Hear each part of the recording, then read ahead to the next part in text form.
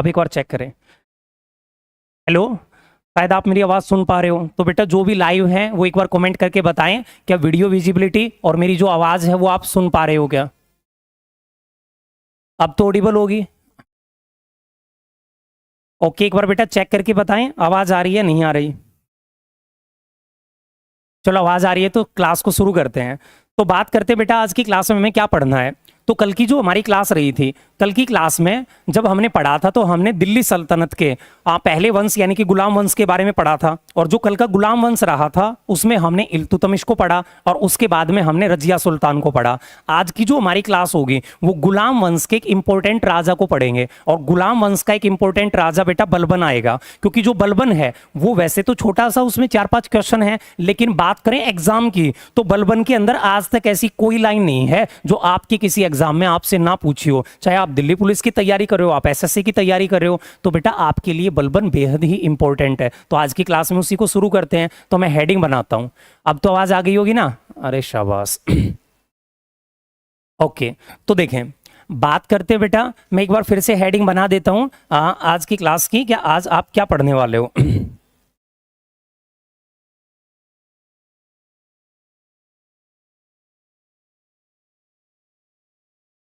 देखें, तो आज हम शुरू करने वाले हैं बेटा उसी गुलाम वंश को आगे। तो बात करें स्लेव डायनेस्टी, गुलाम वंश। और गुलाम वंश को आपको पढ़ाना शुरू किया था 1206 में और खत्म करेंगे बेटा 1290 में। इसके आज की क्लास का जो राजा होगा वो हमारा होगा बलबन।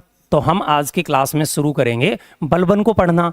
और बात करते हैं बेटा बलबन की, तो बलबन को 1266 से लेकर 1287 तक हम कंटिन्यूस क्लास में पढ़ेंगे। अब बात करते हैं बेटा बलबन की, तो एक बार अपनी पेन कॉपी रखो और बोर्ड पे फोकस करो पूरा, क्योंकि कोशिश करेंगे इसको बारीकी से पढ़ना। क्योंकि मैंने आपको अभी अभी बताया है कि बेटा जो ये बलबन है, पढ़ने को तो इसमें 2-4 लाइनें होंगी, लेकिन ये सच है आज तक कोई भी लाइन ऐसी नहीं है जो आपकी किसी एग्जाम में आपसे पूछी ना हो। इसलिए पूरी कोशिश करेंगे कि एक एक बारीकी से वो सारी चीजें हम हमारे दिमाग में ऑब्जर्व कर पाए उन चीजों को।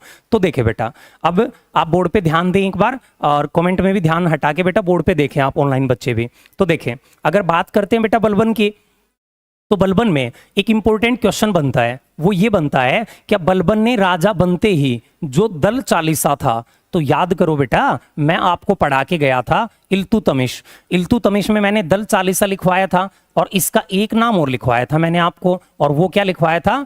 तुर्कान ए चहलगानी। तो बेटा मैंने आपको लिखवाया था तुर्कान ए चहलगानी। इसका गठन किसने किया था?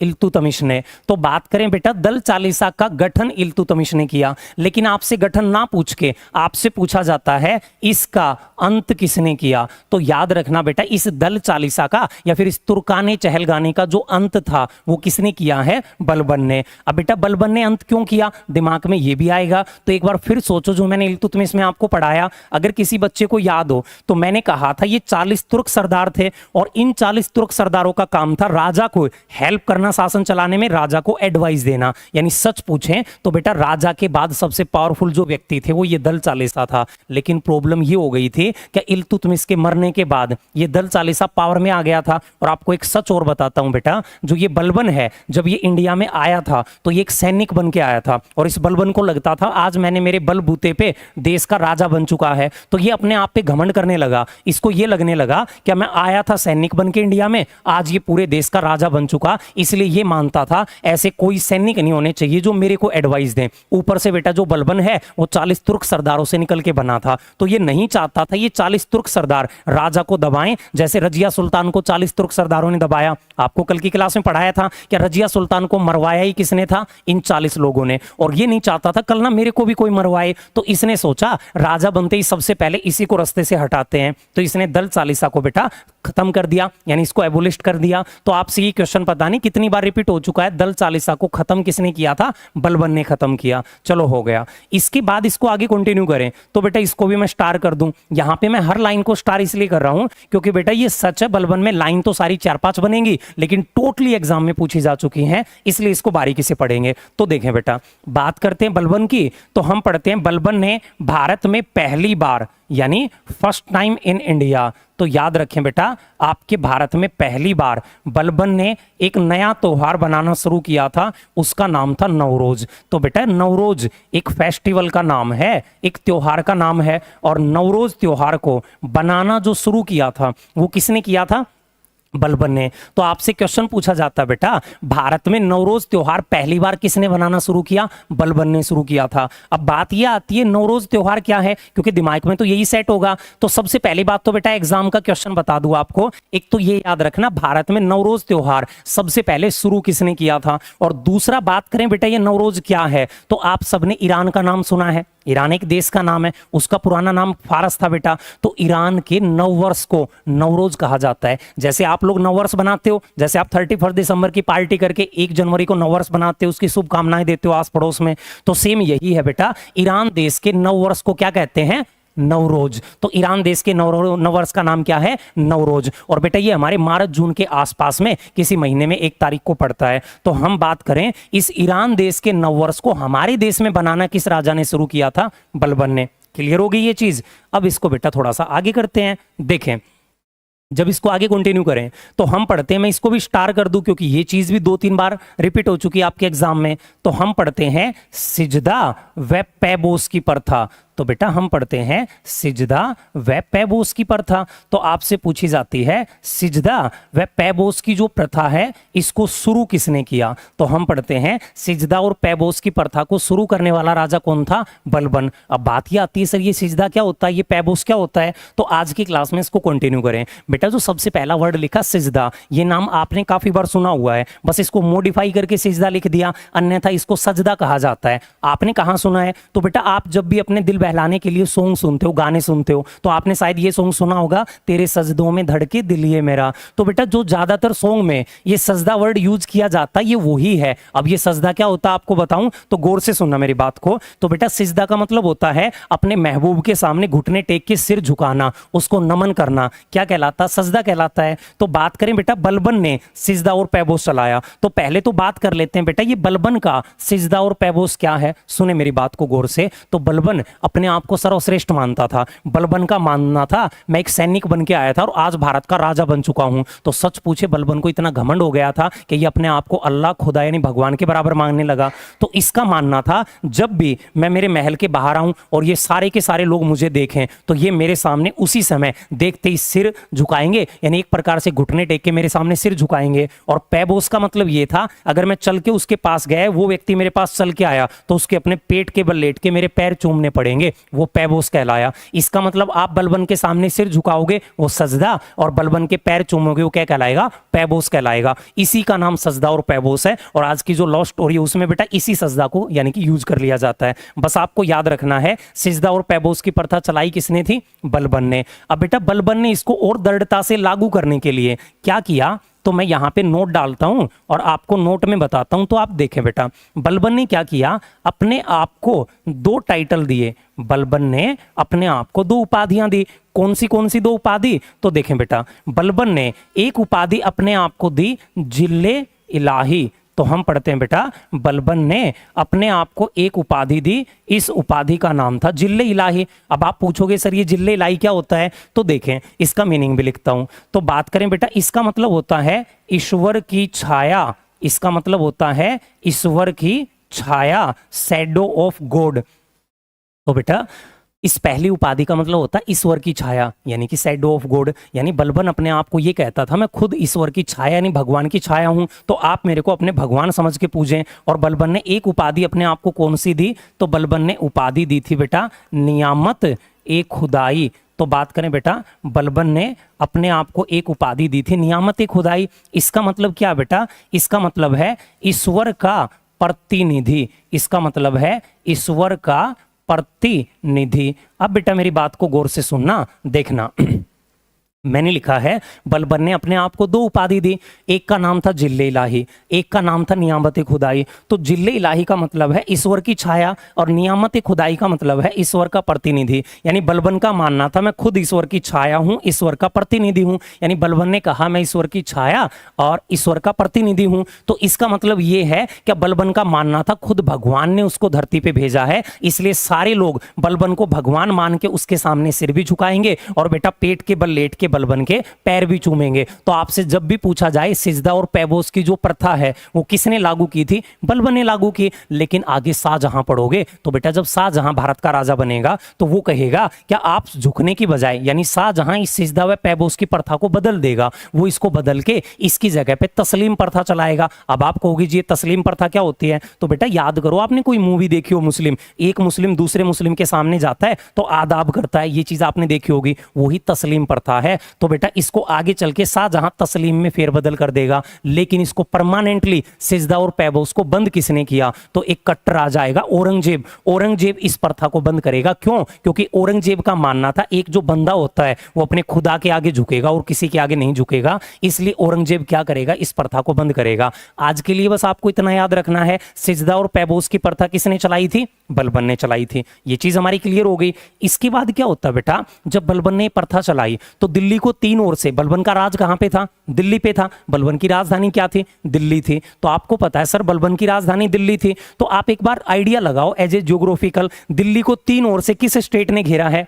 हरियाणा ने घेरा है। एक ओर से किसने घेरा है? यूपी ने घेरा है। तो बेटा हरियाणा के लोगों ने बलबन के सामने सिर झुकाने से मना कर दिया। ये मैं आपको थोड़ा सा मेवात का इतिहास बता रहा हूं। तो जब मेवात के लोगों ने मना कर दिया बलबन के सामने सिर झुकाने से, तो ऐसे बलबन गुस्साहित हो गया और सेम टाइम में बेटा देश के ऊपर मंगोलों का भी अटैक हो गया। तो बलबन ने मंगोलों के अटैक से और मेवातियों का दमन करने के लिए एक योजना चलाई थी, और इसको माइंड में सेट रखोगे बेटा, मैं यहां पे लिख देता हूं। आपने पहले इसको काफी बार पढ़ा होगा, आज की क्लास में फिर देख लें। लोहे एवं रक्त की नीति। तो बेटा मैंने लिखा है ब्लड एवं आयरन पॉलिसी, लोहे एवं रक्त की नीति। तो याद रखना बेटा लोहे एवं रक्त की नीति किसने चलाई थी? बलबन ने। इसका मतलब क्या होता है बेटा? इसका मतलब होता है बलबन ने अपने सैनिकों को भेजा और मेवात के लोगों को यानी कि सिजदा व पैबोस प्रथा करने के लिए कहा और ऑर्डर जारी कर दिया, अगर कोई इस प्रथा को फॉलो नहीं करेगा उसका सिर तलवार से काट दिया जाएगा, उसका सर धड़ से अलग कर दिया जाएगा। इसीलिए कहा जाता है बलबन ने कट्टरता से किस नीति को अपनाया? लोहे एवं रक्त की नीति को, यानी लोगों को झुकाने के लिए, अपने नीचे दबाने के लिए किस नीति को अपनाया? लोहे एवं रक्त की नीति को अपनाया। तो बेटा इस बात को याद रखोगे। अब मैं यहां से आपके एक स्टैटिक जीके का क्वेश्चन क्लियर करता हूं, सुने मेरी बात को आप सारे के सारे। देखो बेटा आपने नीति पढ़ ली लोहे में रक्त की नीति, लेकिन मैं जैसे कि आपसे एज ए स्टैटिक एक क्वेश्चन पूछता हूं मिसलेनियस का ही, भारत का लौह पुरुष किसको कहते हो आप? सरदार वल्लभ भाई पटेल को, शाबाश। और एक सेम क्वेश्चन सुना होगा, भारत का 20 मार्क किसको कहते हो? सरदार वल्लभ भाई पटेल को। क्लियर हो गई ये चीज। लेकिन कभी दिमाग में इस चीज को लेके आओ आप, क्या आप सरदार वल्लभ भाई पटेल को लौह पुरुष क्यों कहते हो? क्या वो लोहे के बने थे? बिल्कुल भी नहीं। तो फिर उनको लौह पुरुष क्यों कहते हो? तो किसी को पता हो बताओ, शाबाश। सरदार वल्लभ भाई पटेल को लौह पुरुष क्यों कहा जाता है? हाँ बेटा कोई कमेंट में ऐसा बच्चा हो बताना चाहें तो बताएं, सरदार वल्लभ भाई पटेल को आप लौह पुरुष क्यों कहते हो? तो सुने गौर से, मैं क्लियर करता हूं बेटा आप लोगों का, क्या सरदार वल्लभ भाई पटेल को लौह पुरुष क्यों कहा गया है। तो सुनना मेरी बात को गौर से। देखो बेटा हमारा जो देश है वो यूरोप देश को फॉलो करता है। आपको पता है हम यूरोपियन देशों को कॉपी पेस्ट करते हैं। अब जैसे कि एग्जांपल देता हूं मैं आपसे एक छोटा सा क्वेश्चन पूछ लूं, क्या भारत का मैनचेस्टर किस शहर को कहते हो आप? अहमदाबाद को बेटा, शाबाश। तो आपने भारत का मैनचेस्टर अहमदाबाद को कहा और पाकिस्तान का मैनचेस्टर लाहौर को कहा जाता है। तो ये मैनचेस्टर क्या होता है? तो मैं आपको एक छोटी सी बात बताता हूं, मेरी बात को याद रखें बेटा। मैनचेस्टर नाम का शहर इंग्लैंड के अंदर पड़ता है।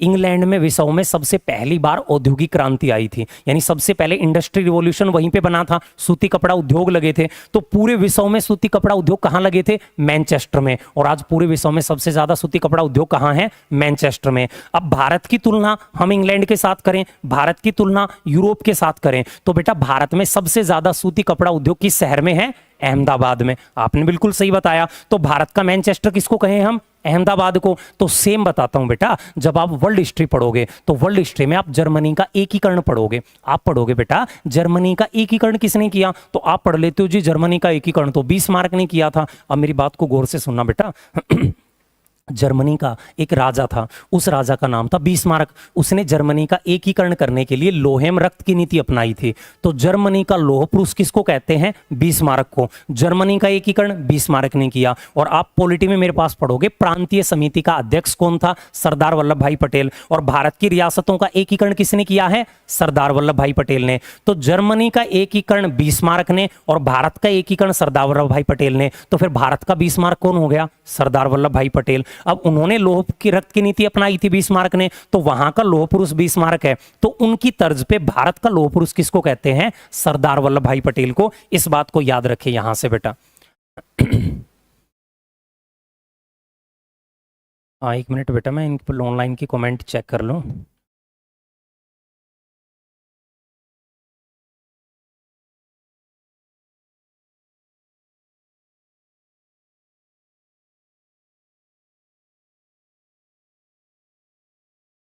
हाँ बेटा, पारसी धर्म का है। किसी स्टूडेंट ने पूछा है नवरोज कौन से धर्म का उत्सव है? तो बेटा ये पर्सियन है। जैसे ही मैंने ईरान नाम लिया, चलो आपकी नॉलेज के लिए एक बात बता दूं बेटा, मैं आपको इस्लाम पढ़ा के गया था क्लास में, याद हो तो? बच्चे मेरे पास जो इस्लाम पढ़ चुके हैं उनको पता है इस बात का। इस्लाम प्रेजेंट में दो पंथों में बटा हुआ है। कौन से पंथ है वो?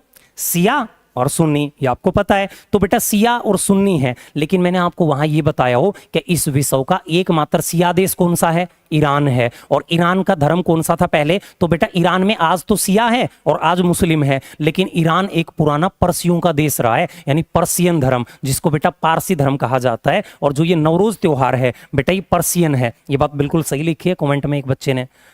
शाबाश बेटा, अहमदाबाद। बिल्कुल बिल्कुल सही, निखिल राव ने सही दिया आंसर, टेक्सटाइल इंडस्ट्री प्लेस की वजह से। सरदार पटेल बिल्कुल सही, हैदराबाद में ऑप्शन पोलो चलाकर। हाँ बिल्कुल, ये भी जूनागढ़ में, जम्मू कश्मीर, बिल्कुल सही। हाँ बेटा आपने बिल्कुल सही बताई ये चीज़। क्या हैदराबाद में ऑपरेशन चलाया, जूनागढ़ जम्मू कश्मीर को मिलाया, वो एकीकरण किया था, इसी वजह से उनको क्या कहा हमने? लौह पुरुष, वो भी जर्मनी की तर्ज पे। तो इसको आगे कंटिन्यू करें? चलो ठीक है, कोई बचती हो एक दो लाइन जल्दी से उतारें।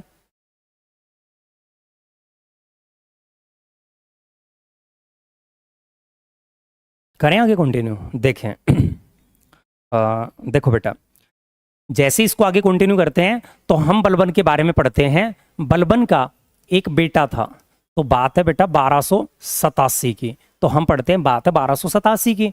तो 1287 की बात है। 1287 में भारत पर बेटा मंगोलों का अटैक होता है। तो हम पढ़ते हैं मंगोलों का आक्रमण होता है। और शायद बेटा कल की क्लास में पढ़ा चुका हूं आपको, अगर किसी ने कल की क्लास ना ली हो तो कल भी मैंने ऑनलाइन क्लास पढ़ाई थी आपको और आपको भी। तो बेटा कल की क्लास में मैंने पढ़ाया था आपको मंगोल कौन है। तो मंगोलों का पहला अटैक कहां से हुआ? मैंने आपको कहा था मंगोल एक जनजाति का नाम है और ये किस देश में पाई जाती है? मंगोलिया। और मंगोलिया एक लैंड लॉक्ड कंट्री है जो रसिया और चाइना के बीच में पाई जाती है। तो बेटा उसी मंगोल से हमारे देश पर अटैक हुआ, बलबन पे अटैक होना था। तो बलबन ने क्या किया? इस अटैक को दबाने के लिए बलबन ने अपने बेटे को भेज दिया। तो इस अटैक को दबाने के लिए बलबन ने अपने बेटे शहजादा मोहम्मद को भेज दिया। तो हमने पढ़ा है बलबन ने अपने बेटे शहजादा मोहम्मद को भेजा और इन मंगोलों ने क्या किया बेटा? शहजादा मोहम्मद की हत्या कर दी। इन्होंने क्या किया? शहजादा मोहम्मद को मार दिया। अब आपको बताऊं, बलबन ने इतना बड़ा जो साम्राज्य खड़ा किया था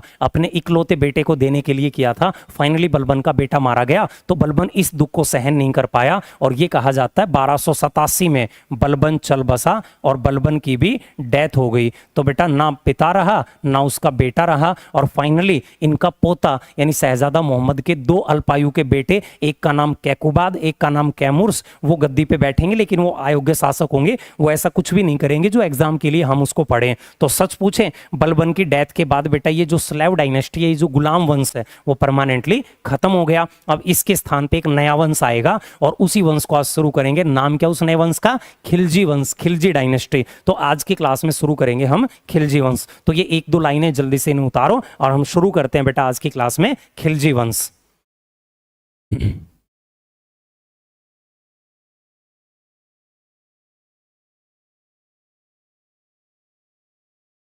तो बेटा एक बच्चे ने क्वेश्चन पूछा, इस्लाम धर्म कौन से धर्म से आया है? तो उसको मैं बता दूं बेटा, मैंने आपको इस्लाम पढ़ाया था। तो वहां पे आपको पढ़ाया था क्या, जो मोहम्मद हजरत पैगंबर साहब जिन्होंने इस्लाम धर्म बनाया है, उनके जो माता पिता थे वो यहूदी धर्म से थे। तो जो इस्लाम धर्म है वो यहूदी धर्म से आया है।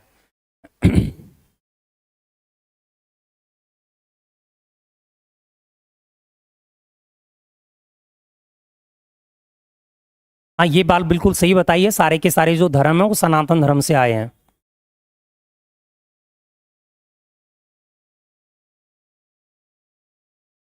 बेटा जो रेफरेंडम आपने पूछा है, रेफरेंडम एक पॉलिटिकल वर्ड है। रेफरेंडम का मतलब होता है जनमत संग्रह। तो बेटा रेफरेंडम का मतलब होता है जनमत संग्रह। जैसे कि आप क्लास में हो, क्लास में आप सारे बच्चे हो और मेरे को कोई भी नया काम इंप्लीमेंट करना हो तो मैं उसमें रेफरेंडम करवा लूँ क्लास में, यानी कि क्लास में आप जितने बच्चे हो आप सबका वोट लिए लिया जाए। तो जनमत संग्रह का मतलब होता है बेटा रेफरेंडम, और वही आपने पूछे पॉलिटिकल वर्ड है बेटा। हो गया ये, कंटिन्यू करें। जो बलबन का मकबरा है, अगर बेटा लिखना चाहो तो वैसे नहीं लिखा क्योंकि इंपॉर्टेंट नहीं है। बलबन का जो मकबरा है वो दिल्ली में कुतुब मीनार परिसर में है। अगर बेटा मकबरे आपको पढ़ने हैं तो आप मुगलों के मकबरे पढ़ो, जैसे बाबर, अकबर, हुमायूं, शाहजहां, औरंगजेब, वो सारे मकबरे आपसे सबसे ज्यादा पूछे जाते हैं, या फिर रजिया सुल्तान का मकबरा पूछा जाता है, तो वो मैं आपको सारे के सारे पढ़ाते हुए चलूंगा। तो एक काम करते हैं बेटा, हम आज की क्लास की हेडिंग बनाते हैं और हम आज की क्लास में शुरू करने वाले हैं खिलजी डायनेस्टी। हम आज की क्लास में शुरू करेंगे खिलजी वंश, खिलजी डायनेस्टी। और खिलजी डायनेस्टी को 1290 से 1320 तक हम कंटिन्यू करके इस क्लास में पढ़ लेंगे। अब बात करें जी खिलजी वंश की, तो बेटा इस खिलजी वंश में कुछ ज़्यादा नहीं, हमें मैन्युअली 3 राजाओं को पढ़ना पड़ेगा। कौन से 3 राजाओं को? तो एक राजा का नाम होगा बेटा जलालुद्दीन फिरोज खिलजी। एक राजा का नाम आएगा बेटा जलालुद्दीन फिरोज खिलजी करके। तो हम इस क्लास में स्टार्ट कर लेंगे जलालुद्दीन फिरोज खिलजी को, और ये गद्दी पे कब से कब बैठेगा? 1290 से 1296 तक। उसके बाद हम इसे कंटिन्यू करें तो हम यहाँ पे पढ़ेंगे अलाउद्दीन खिलजी को। तो हम यहाँ पे पढ़ लेंगे अलाउद्दीन खिलजी को। और बात करें बेटा अलाउद्दीन खिलजी की, तो इनको हम 1296 से 1316 तक। अब बेटा आपकी इंफॉर्मेशन के लिए बता दूं, ये अलाउद्दीन खिलजी कोई नॉर्मल राजा नहीं है, बल्कि इस वंश का नहीं, इस पूरे दिल्ली सल्तनत का सबसे ज्यादा इंपॉर्टेंट राजा बेटा ये अलाउद्दीन खिलजी होगा। क्यों? क्योंकि बेटा जो ये अलाउद्दीन खिलजी है ये इस पूरे वंश का इंपॉर्टेंट है, तभी ये इस पूरे दिल्ली सल्तनत का इंपॉर्टेंट है, तभी इसके ऊपर बेटा बॉलीवुड ने एक मूवी बना रखी है। और अलाउद्दीन खिलजी पे कौन सी मूवी बनी है? पद्मावत मूवी बनी है। तो खैर बेटा आपने पद्मावत मूवी देखी है तो ये और अच्छे से समझ आ जाएगा, क्योंकि जो पद्मावत मूवी है उसमें इसी का जिक्र है बेटा। तो वो हम सारी की सारी चीज़ों को आगे कंटिन्यू करेंगे। इसके बाद इसका जो लास्ट राजा पढ़ेंगे वो हम 2-4 बातें पढ़ लेंगे। मुबारक शाह खिलजी जो एक अयोग्य राजा हुआ था, इसके बारे में हम पढ़ लेंगे आगे चल के। इसके अंदर बात करें तो हम पढ़ेंगे 1316 से 1320 तक। तो ये हमारा पूरा का पूरा खिलजी वंश होगा, जिस खिलजी वंश की शुरुआत आज की क्लास में जलालुद्दीन फिरोज खिलजी से करेंगे। तो जल्दी से हेडिंग उतार लें ताकि हम इसे आगे कंटिन्यू कर पाएं।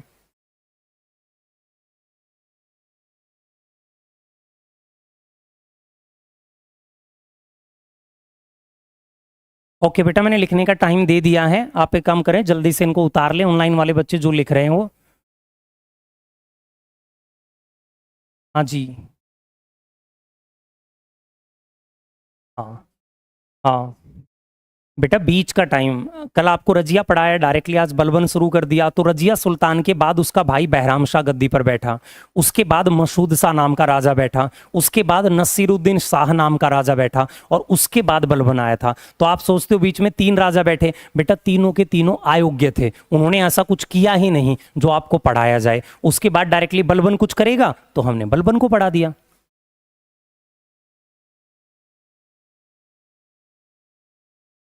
तो बेटा आपने पूछा बख्तियार खिलजी, बख्तियार खिलजी को आपने मूर्ख ही बता दिया, तो फिर उसको पढ़ाना जरूरी नहीं है, क्योंकि इतिहास में उसका एक ही जगह जिक्र होता है बख्तियार खिलजी का। एक तो ये होता है कि वो गोरी का गुलाम था, गोरी के जो 4 गुलाम थे जिनको केयर टेकर बता के गया था, उसमें आता है। या दूसरा, बख्तियार खिलजी ने नालंदा विश्वविद्यालय को तोड़ा था, और शायद वो मैं कल पढ़ा भी गया था आप लोगों को, कल या परसों की क्लास में। कुतुबुद्दीन ऐबक पढ़ाया था, उस दिन मैं वो पढ़ा चुका था आपको 4 नंबर हॉल में बेटा।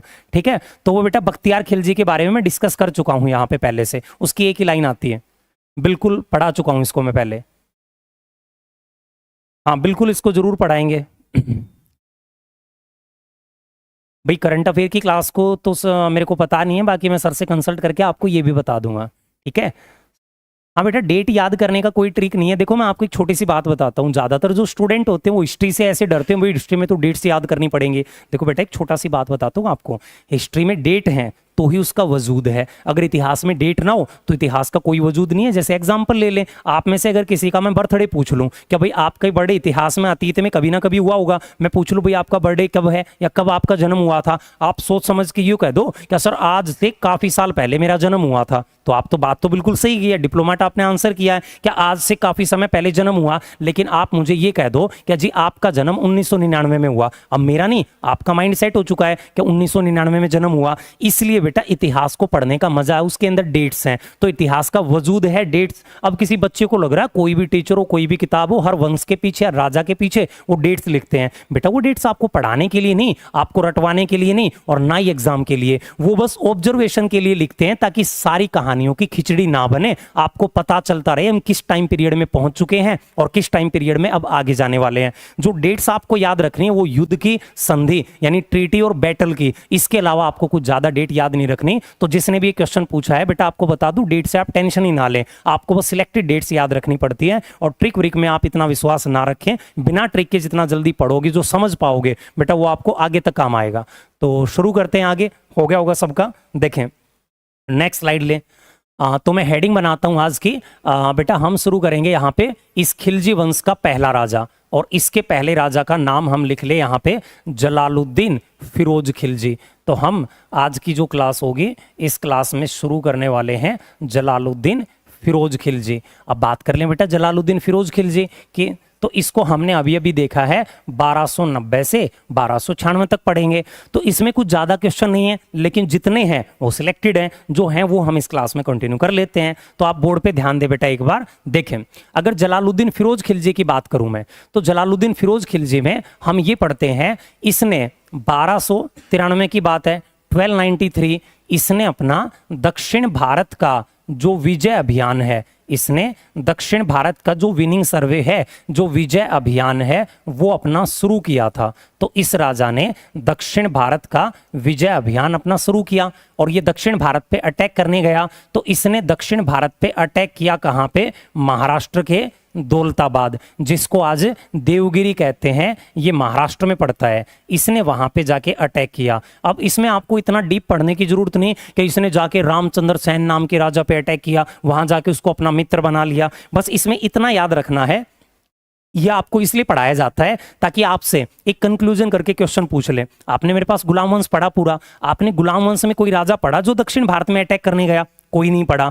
तो आप सोचो आपसे क्वेश्चन पूछ ले क्या वो राजा बताओ दिल्ली सल्तनत का जो दक्षिण भारत में अटैक करके आया पहली बार, तो आपके पास आंसर मिल गया। यानी आपसे पूछा जाए किस वंश के राजाओं ने दक्षिण भारत पर अटैक किया दिल्ली सल्तनत में पहली बार, तो किस वंश के राजाओं ने किया है? खिलजी वंश के राजाओं ने। ये क्वेश्चन क्लियर हो गया हमारा। बस इसमें एक बात याद रखनी है, इस जलालुद्दीन फिरोज खिलजी का एक भतीजा था। तो हम पढ़ते हैं इसका खुद का एक भतीजा था, इस भतीजे का जो नाम था वो नाम था अलाउद्दीन खिलजी। तो बात करें बेटा उस भतीजे का जो नाम था वो था अलाउद्दीन खिलजी। इसने क्या किया? अलाउद्दीन खिलजी को अपना दामाद बना लिया। तो इसने इस पे विश्वास किया और अपने भतीजे को ही अपना दामाद बना लिया।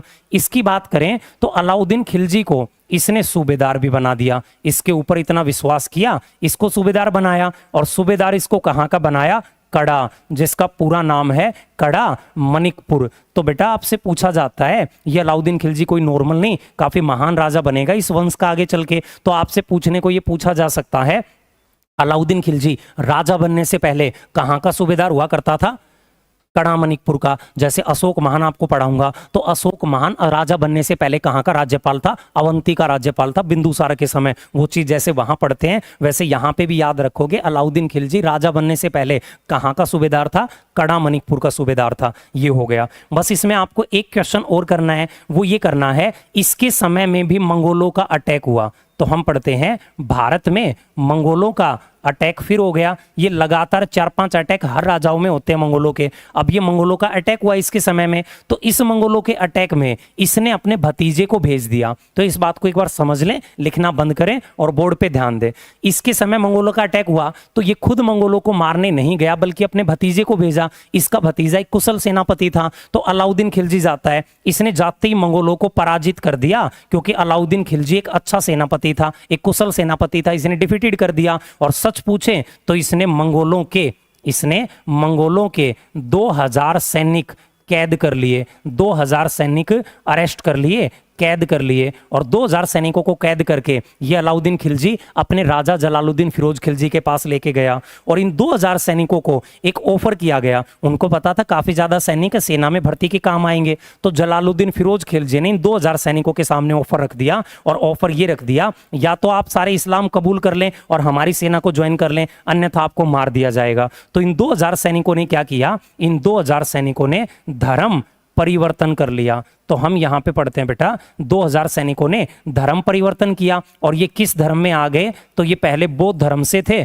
और ये आ गए इस्लाम धर्म के अंदर। तो इन 2000 सैनिकों का धर्म परिवर्तन किसने करवाया, जलालुद्दीन फिरोज खिलजी। इसीलिए बेटा इन 2000 सैनिकों के रहने के लिए जलालुद्दीन फिरोज खिलजी ने एक शहर की स्थापना की, और उस शहर को इनके नाम के ऊपर बसाया, और उस शहर का नाम है बेटा मंगोलपुरी। तो आपने दिल्ली का मंगोलपुरी सुना हो, तो ये दिल्ली का मंगोलपुरी किसने बसाया है, जलालुद्दीन फिरोज खिलजी ने। और बेटा आप जब बहादुरगढ़ से और दिल्ली की तरफ एंटर करते हो तो रास्ते में ये एक मेट्रो स्टेशन भी आता है जिसका नाम क्या है, मंगोलपुरी। अब मेरी बात को याद रखना, यहां से एग्जाम का इंपॉर्टेंट क्वेश्चन ही ये है कि आपसे पूछा जाता है मंगोलपुरी नाम का जो शहर है वो दिल्ली सल्तनत के किस राजा ने बसाया है, जलालुद्दीन फिरोज खिलजी ने। और बेटा एक बात करें, आज इस मंगोलपुरी में ढेर सारे मुस्लिम पाए जाते हैं, लेकिन देखें तो ये मंगोलपुरी बौद्ध धर्म के सैनिकों को बसाया था इनका धर्म परिवर्तन करने के लिए। इसीलिए आज वहां के मुस्लिम को बेटा न्यू मुस्लिम के नाम से जाना जाता है, क्योंकि उनको बाद में मुस्लिम बनाया गया था। तो ये सारी चीजें हमें जलालुद्दीन फिरोज खिलजी में याद रखनी पड़ती हैं। अब जल्दी से ये सारी चीजें उतार लें, फिर इसको आगे कंटिन्यू करते हैं।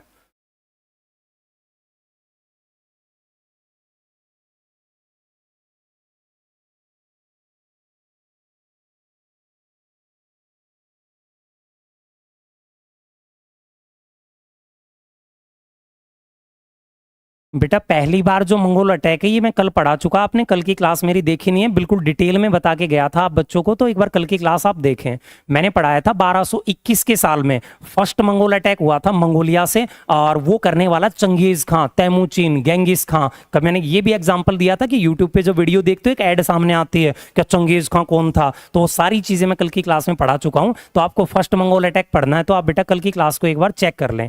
रही बात पॉलिटी की, तो बेटा जो पॉलिटी की क्लास आपकी, तो आज लगातार ये 2 क्लास हिस्ट्री की हो चुकी हैं, अगली जो भी क्लास होगी वो पॉलिटी की क्लास होगी, आप टेंशन ना लें, उसमें हम इंडियन पॉलिटी को कंटिन्यू कर लेंगे।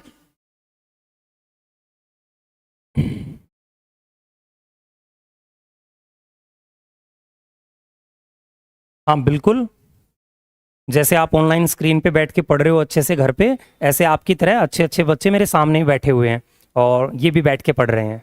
बच्चे पूछ रहे हैं ऑनलाइन वाले भी, ऑफलाइन वाले बच्चे भी पढ़ रहे हैं आपके साथ, बिल्कुल ऑफलाइन वाले बच्चे पढ़ रहे हैं आपकी तरह एकदम सीरियस है। बस फर्क इतना, इनके हाथ में पेन है और आपके हाथ में मोबाइल है। आपकी उंगलियां कहाँ पे हैं, बटन के ऊपर लगातार टाइप पे टाइप किए जा रहे हो, और ये जो बच्चे हैं ये लिख रहे हैं जो बोर्ड पे लिखा है वो।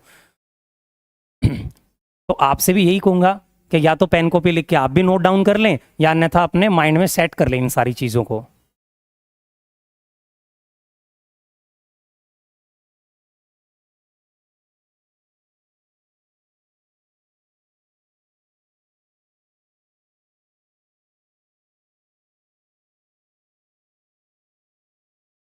हो गया बेटा, करें कंटिन्यू आगे। शाबाश, देखें तो आज की क्लास में शुरू करते हैं इस पूरे के पूरे दिल्ली सल्तनत का इंपॉर्टेंट टॉपिक। अब बेटा एक बार ध्यान दे लें, आप भी कमेंट वाले कमेंट से ध्यान हटा के एक बार बोर्ड पे देखें। आज की जो क्लास है उस क्लास में हम शुरू करेंगे अलाउद्दीन, और हम यहाँ पे पढ़ेंगे अलाउद्दीन खिलजी को।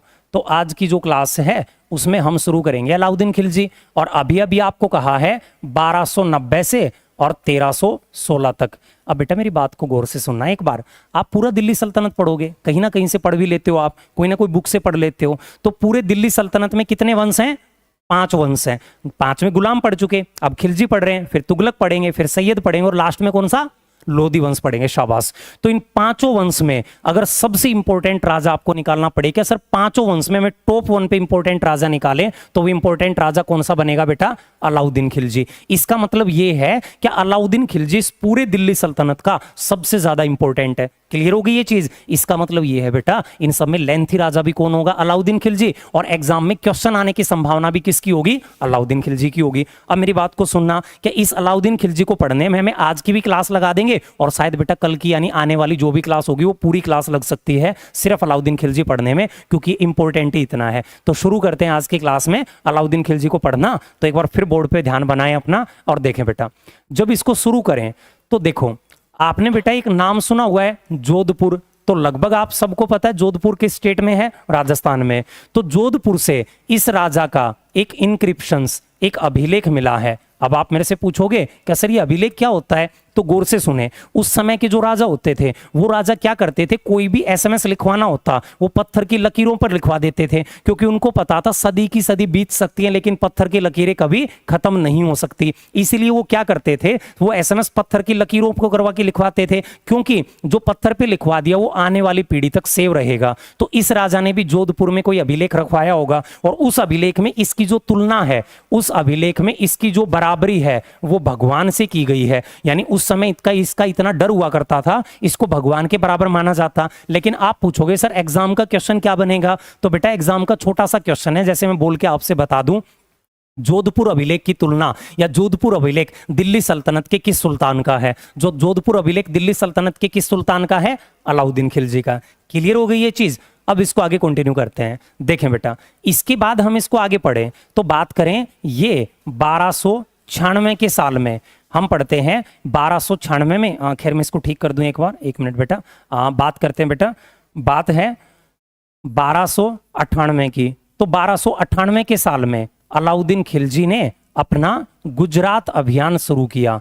इसने अपना गुजरात अभियान प्रारंभ किया और जब इसने अपना गुजरात अभियान प्रारंभ किया तो ये इसी गुजरात की मंडी से या फिर गुजरात से ये एक किन्नर को खरीद के लेके आया था। अब बेटा इस बात को ज्यादा डीपली मत लेना, क्यों? क्योंकि उस समय इंसान को खरीदने बेचने का काम चलता था। उस समय दास रखे जाते थे, गुलाम रखे जाते थे, इंसानों की मंडियां लगती थी जिसमें दासों को खरीदा और बेचा जाता था। तो ये गुजरात की एक मंडी से एक किन्नर को बाय करके लेके आया, एक किन्नर को खरीद के लेके आया। इस किन्नर को, इस ट्रांसजेंडर्स को इसने 1000 सोने के सिक्कों में खरीदा था। इसको 1000 सोने के सिक्कों में खरीदा और उस समय के सोने के सिक्कों का नाम क्या था? दिनार। वैसे तो दिनार गुप्त वंश के शासकों ने चलवाए थे, तो ये दिनार सोने के सिक्के थे। अब इसको 1000 सोने के सिक्के में खरीदा, तो इस किन्नर का नाम क्या है? इस किन्नर का नाम क्या है? शाबाश बताओ। मलिक काफूर। तो इस किन्नर का नाम मलिक काफूर था, लेकिन इसको मलिक काफूर ना कह के एग्जाम आपसे क्वेश्चन पूछेगा इतिहास में 1000 दिनारी आप किसको कहते हो? तो बेटा इतिहास में 1000 दिनारी हम किसको कहते हैं? मलिक काफूर को। अब देखो आपका क्वेश्चन बन गया, क्या किन्नर को 1000 सोने के सिक्कों में खरीदा तो 1000 दिनारी इसी किन्नर को कहोगे? मलिक काफूर को। अब आपको लगेगा मलिक काफूर कोई नॉर्मल इंसान है। बेटा ये नॉर्मल किन्नर नहीं था, बल्कि ये कुशल सेनापति निकलेगा। खरीदा था गुलाम बनाने के लिए, लेकिन ये इसका विश्वास जीत के इसका सेनापति बन जाएगा और इसका सेनापति बनेगा तो एक समय ऐसा आएगा यही मलिक काफूर, यही किन्नर पूरे के पूरे आपके भारत को जीत के इसके कदमों में डाल देगा। इसका मतलब बेटा ये किन्नर कोई मामूली इंसान नहीं, एक अच्छा सेनापति होगा और अलाउद्दीन खिलजी में सारा रोल इसी का था। अब आप में से वो स्टूडेंट जिन्होंने पद्मावत मूवी देखी होगी, तो बेटा पद्मावत मूवी में देखना आप, पद्मावत मूवी में अलाउद्दीन खिलजी का जो रोल अदा किया वो रणवीर सिंह ने किया है और उसमें भी बेटा इस किन्नर का पूरा रोल दिखाया गया है। तो आप जरूर वो मूवी देखें, उसमें भी ये सारा का सारा सीन दिखाई देगा। तो जल्दी से इसको आप नोट डाउन करें ताकि आगे कंटिन्यू कर पाए।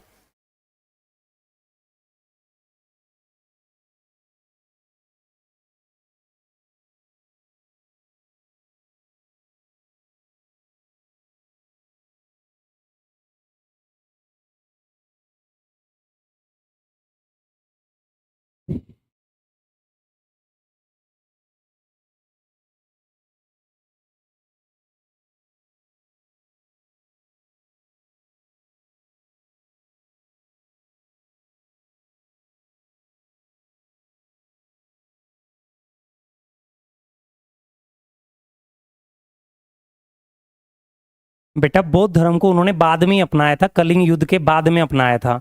अब मैं आपको निखिल एक बेटा बात क्लियर कर देता हूँ। प्राचीन इतिहास, एंशिएंट हिस्ट्री इतनी पुरानी है कि इतिहासकारों के बीच उसमें मतभेद है।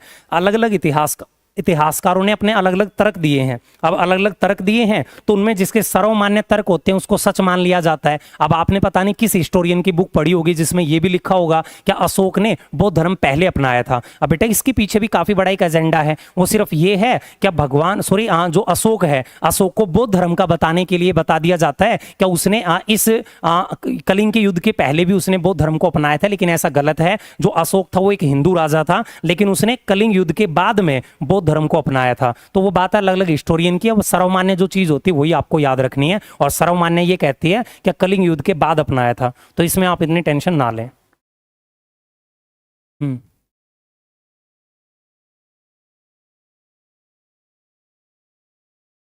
हाँ बेटा पूछें। ओके देखें इसके बाद इसको आगे कंटिन्यू करें तो हम पढ़ते हैं अलाउद्दीन खिलजी का।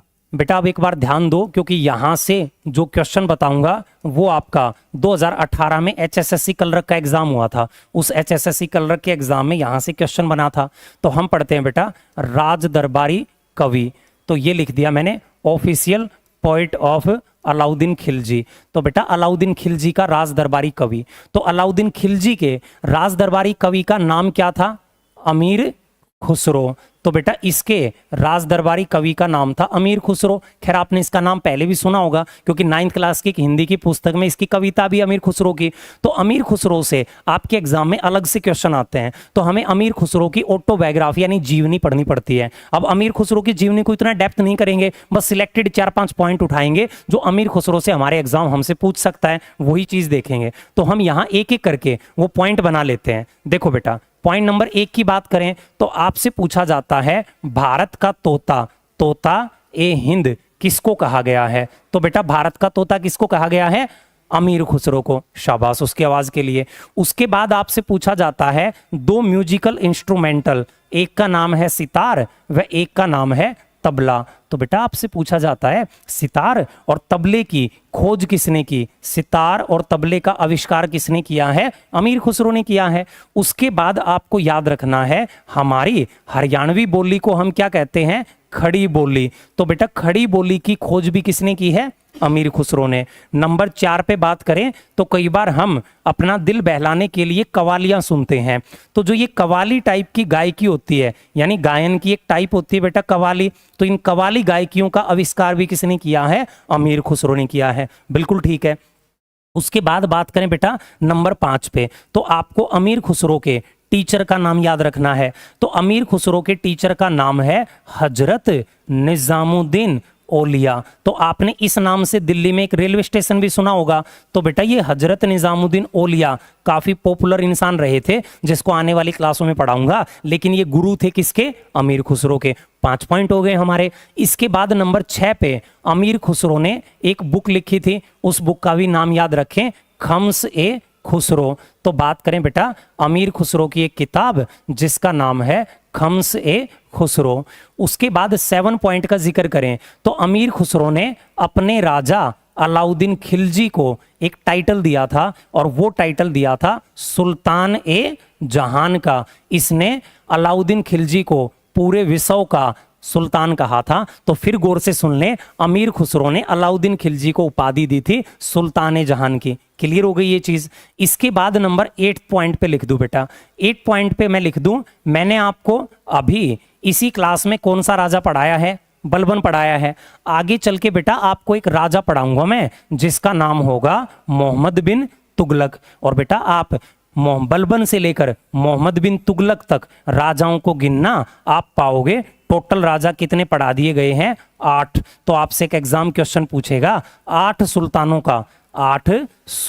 का शासन देखने वाला, 8 सुल्तानों का शासन देखने वाला एकमात्र कवि कौन था? अमीर खुसरो था। अब फिर एक बार इस बात को गौर से सुने, मैं फिर दोबारा रिपीट करता हूं सारे के सारे पॉइंट।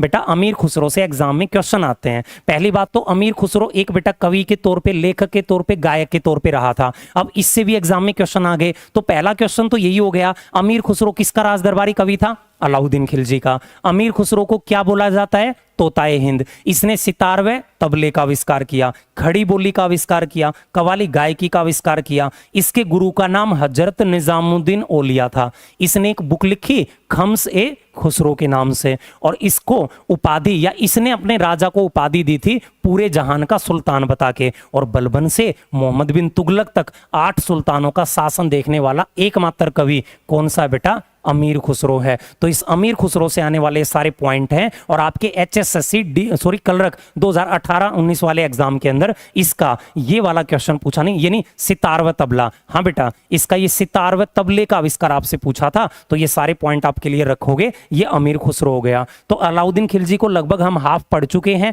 और जो हाफ अलाउद्दीन खिलजी होगा वो आपकी आने वाली जो क्लास होगी उसमें कंटिन्यू कर लेंगे। तो अब जल्दी से इसका ओवरव्यू ले लें और जल्दी से नोट डाउन कर लें इन सारी चीजों को।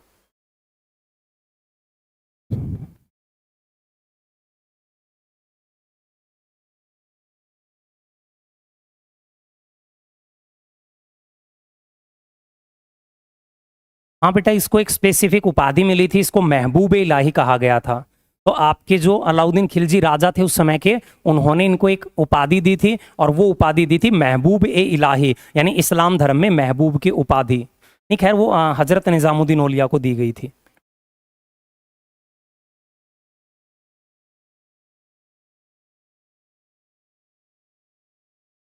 लेकिन ऐसा हिस्ट्री में ऐसा कोई क्वेश्चन बना नहीं है, अगर बनता तो इसके पॉइंट में हम लिख देते, बस वो उसकी डेथ है और वो इतनी जरूरी नहीं है।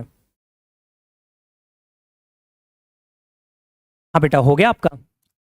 तो आज की जो क्लास है उसको यहीं खत्म करते हैं। अभी अलाउद्दीन खिलजी हमारा कंप्लीट नहीं हुआ है, लेकिन आज की क्लास का टाइम हो चुका है। अभी एक क्लास और लगेगी जिस क्लास में कंप्लीट अलाउद्दीन खिलजी पढ़ेंगे, और शायद पूरी क्लास लग सकती है, उसमें पूरा अलाउद्दीन खिलजी बाकी है। तो आज की क्लास को हम यहीं खत्म करते हैं। पढ़ते रहें, हंसते रहें, मुस्कुराते रहें। मिलते हैं बेटा आपकी अगली क्लास में, ठीक है।